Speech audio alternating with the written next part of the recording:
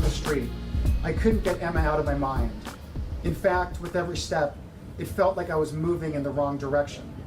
As we approached the bar, a Japanese man walked by with a bucket of red roses. He tried selling some to our group. We kept walking, but it struck me as odd. I had never seen anyone selling roses in the district.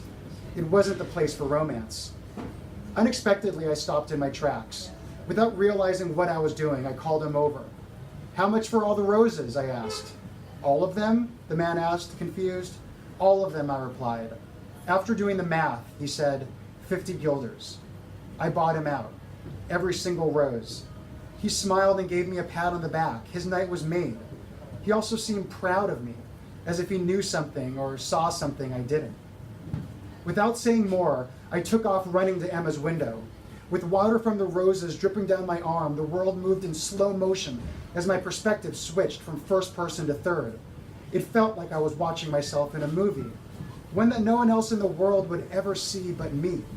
In that moment, what inspired me to buy the roses wasn't anything more than not wanting my movie to suck. I was not going to walk past the moment.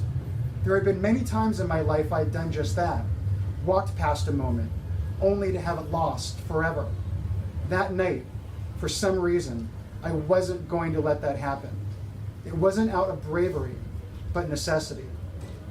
It wasn't easy running over cobblestones cradling long-stem roses, and I almost wiped out along the way. I knew I had to get there fast or Emma might be gone or busy.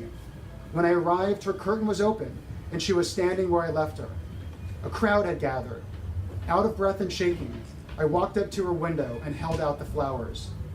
For a second, she just stood there. She seemed confused and needed time to process what was going on.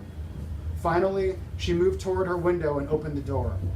Emma took the flowers, smelled them, then leaned forward to kiss my cheeks 3 times. "You just bought yourself 5 minutes," she said plainly. "Meet me here tomorrow at 7. Without saying more, she escorted a man into her room and drew the curtain.